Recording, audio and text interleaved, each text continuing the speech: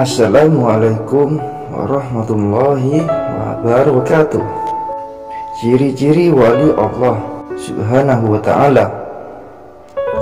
Bismillahi walhamdulillah, wassalatu wassalam ala rasulillah. Kaum muslimin yang dimuliakan oleh Allah Subhanahu wa ta'ala, belakangan ini fenomena wali mulai menjamur di tengah-tengah kita. Secara etimologi, wali adalah lawan dari aduh, musuh, dan muallah, lawan dari muhaddah, permusuhan. Dengan demikian, wali-wali Allah Subhanahu wa ta'ala adalah orang yang mendekat dan menolong agama Allah Subhanahu wa ta'ala, atau orang yang didekati, atau orang yang ditolong oleh Allah Subhanahu wa ta'ala. Hampir di setiap kota-kota, bahkan pelosok-pelosok negeri, kita ini memiliki walinya masing-masing. Hal ini bisa terjadi karena pemahaman sebagian masyarakat bahwa wali Allah Subhanahu wa ta'ala itu adalah orang-orang yang memiliki kehusuan yang tidak dimiliki oleh orang biasa pada umumnya. Hal tersebut berupa hal-hal yang ajaib atau aneh bagi akal sehat, yang sering disebut oleh masyarakat sebagai karomah para wali. Sehingga apabila ada seseorang yang memiliki ilmu syar'i begitu luasnya, disertai dengan pengamalan-pengamalan yang begitu khususnya, namun apabila tidak memiliki suatu kekhusyuan ini, maka orang ini masih tidak bisa dipandang sebagai wali Allah Subhanahu wa ta'ala. Sebaliknya, meski seseorang itu tidak memiliki ilmu syar'i sama sekali, bahkan kerap kali melanggar perintah Allah Subhanahu wa ta'ala dan meninggalkan kewajiban-kewajibannya sebagai seorang muslim, akan tetapi dia mampu menunjukkan sesuatu yang ajaib di luar nalar akal sehat manusia, maka orang tersebut bisa dianggap sebagai wali Allah Subhanahu wa ta'ala. Hal ini bisa terjadi karena sejak kecil kaum muslimin di negeri yang kita cintai ini sudah diberi pengajaran yang keliru tentang wali-wali Allah Subhanahu wa ta'ala. Terlebih hal ini ditunjang sarana-sarana elektronik semisal televisi yang mempertontonkan kesaktian wali-wali yang bisa terbang, bisa berjalan di atas air, dan bisa melakukan hal-hal yang ajaib lainnya. Maka tontonan semacam ini menjadi mindset yang tertanam di setiap pola pikir kaum muslimin hingga dia dewasa, bahkan sampai usia senja.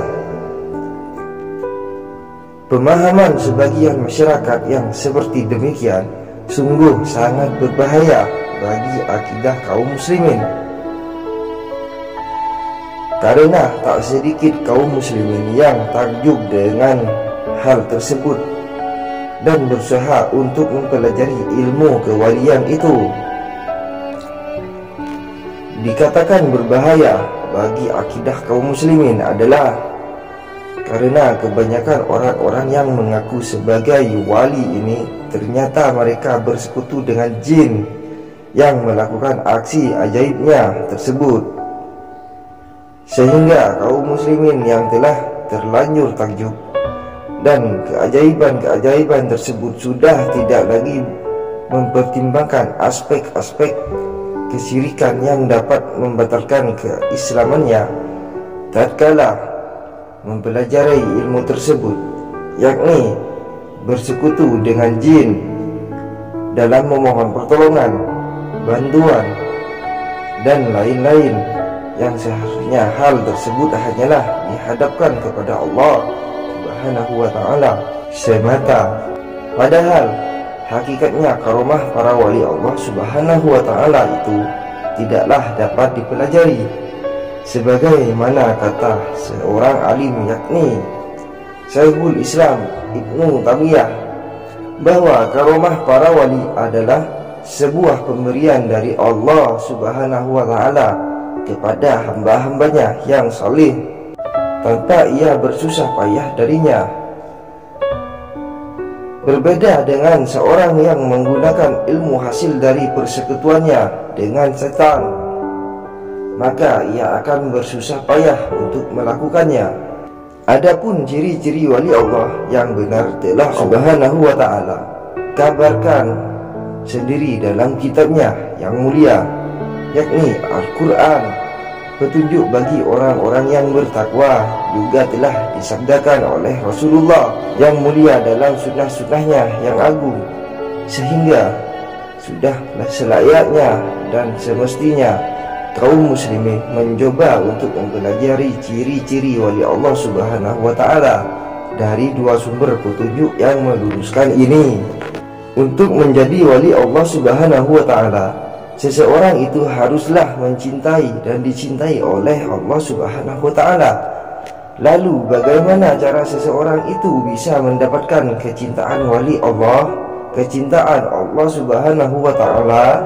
Di dalam Al-Quran, Allah Subhanahu wa Ta'ala berfirman yang artinya, katakanlah, hai Muhammad, jika kalian mencintai Allah, ikutilah aku Muhammad, niscaya Allah akan mencintaimu. Ayat ini menerangkan bahwasanya syarat pertama seorang itu untuk bisa menjadi wali Allah Subhanahu wa Ta'ala adalah ia mengikuti sunnah-sunnah Rasulullah selama hidupnya dengan istiqomah. Karena dengan mengikuti jalan hidup Rasulullah, cinta Allah Subhanahu wa Ta'ala dapat ia miliki, sehingga menjadi mustahil seseorang yang meninggalkan syariat Nabi Muhammad SAW dapat memiliki karomah wali Allah Subhanahu wa Ta'ala. Adapun ciri berikutnya terdapat dalam surat Al-Maidah yang artinya, hai orang-orang yang beriman, barang siapa dari kamu yang murtad dari agamanya, maka kelak Allah akan mendatangkan suatu kaum yang Allah mencintai mereka dan mereka pun mencintai Allah, yang bersikap lemah lembut terhadap orang-orang mukmin, yang bersikap keras kepada orang-orang kafir, yang berjihad di jalan Allah dan tidak takut terhadap celaan orang yang suka mencela. Itulah karunia Allah diberikannya kepada siapa yang dikehendakinya, dan Allah maha luas pemberiannya, lagi maha mengetahui.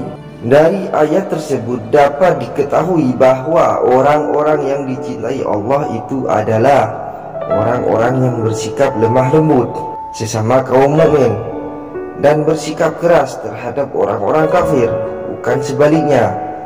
Justru dekat dan loyal dengan orang-orang kafir dan keras lagi kasar kepada sesama muslim. Seorang yang bisa mendapat kecintaan Allah juga berjihad di jalan Allah Subhanahu wa Ta'ala, bukan seperti pandangan sebagian masyarakat kita yang menganggap jika seseorang itu masih jihad maka dia gugur dikategorikan sebagai wali Allah Subhanahu wa Ta'ala. Pemahaman ini sungguh jauh dari kebenaran, karena Nabi Muhammad dapat dan para sahabat-sahabatnya yang mulia tidak pernah meninggalkan jihad. Tatkala telah terpenuhi panggilan jihad tersebut, justru pada masa Nabi, barang siapa yang meninggalkan jihad tanpa udzur syar'i, maka dia dikatakan munafik. Dari ayat tersebut juga dapat diketahui bahwa wali-wali Allah Subhanahu wa Ta'ala itu adalah orang-orang yang tidak takut dengan celaan orang-orang yang pencela. Selama dia berada dalam syariat Islam yang mulia ini, maka tiada ketakutan dan kesedihan di dalam hatinya. Kemudian wali-wali Allah itu juga memiliki ciri berikut, yakni disebutkan dalam Quran yang mulia yang artinya, ingatlah, sesungguhnya wali-wali Allah itu tiada ketakutan dan tiada pula dia bersedih hati, yaitu orang-orang yang beriman dan selalu bertakwa kepada Allah. Dari ayat di atas, maka dapat kita pahami bahwa ciri-ciri dari wali Allah Subhanahu wa ta'ala itu adalah dia tidaklah takut dengan sesuatu yang akan menimpanya, dan dia tidaklah bersedih dengan apa-apa yang telah menimpa dirinya, dan dia adalah orang-orang yang selalu menjaga ketakwaannya dan keimanannya kepada Allah Subhanahu wa ta'ala. Dari ayat-ayat yang telah disebutkan, maka dapat kita jumpai dengan terang bahwasannya wali-wali Allah itu adalah orang-orang yang ittiba, mengikuti sunnah Rasulullah, lemah lembut kepada sesama mukmin, namun tegas lagi keras terhadap orang-orang kafir, berjihad di jalan Allah Subhanahu wa ta'ala, tidak takut terhadap celaan si pencela, tidak ada rasa takut dan sedih dalam hatinya terhadap segala ketetapan Allah Subhanahu wa ta'ala, dan yang selalu menjaga keimanan serta ketakwaan kepada Allah Subhanahu wa ta'ala. Wahai kaum muslimin yang dirahmati oleh Allah Subhanahu wa ta'ala, bagaimana mungkin seseorang yang mengaku wali itu bisa meninggalkan sholat, sedangkan Nabi dan para sahabat tidak meninggalkannya meski tengah dalam keadaan perang, terluka dan berdarah-darah? Bagaimana mungkin seorang wali itu tega meninggalkan syariat Nabi Muhammad, sedangkan Rasulullah selalu memegang syariat Allah ini sampai akhir hayatnya? Bahkan beliau sampai menangis khawatir kalau umat ini sudah tidak lagi memperdulikan hukum-hukum Allah yang tertuang dalam Al-Quran yang mulia dan sunnah-sunnahnya yang sahih. Dengan demikian, para wali-wali Allah itu tidak melepaskan diri dari syariat Nabi Muhammad. Orang bertakwa yang sangat memegang teguh syariat Allah dan Rasulnya, sehingga barang siapa yang mengaku sebagai wali Allah namun tidaklah memiliki sifat-sifat tersebut, maka dia adalah seorang pendusta. Allahu musta'an. Jika kalian melihat seseorang berjalan di atas air dan terbang di atas udara, maka janganlah terperdaya olehnya sampai kalian menimbang perkaranya di atas Al-Quran dan As-Sunnah. Demikian ciri-ciri wali Allah yang dapat saya sampaikan di video ini. Kurang dan lebihnya saya mohon maaf jika ada kesalahan tutur kata yang kurang sopan, dan cukup sekian dan terima kasih saya ucapkan, dan semoga bermanfaat. Assalamualaikum warahmatullahi wabarakatuh.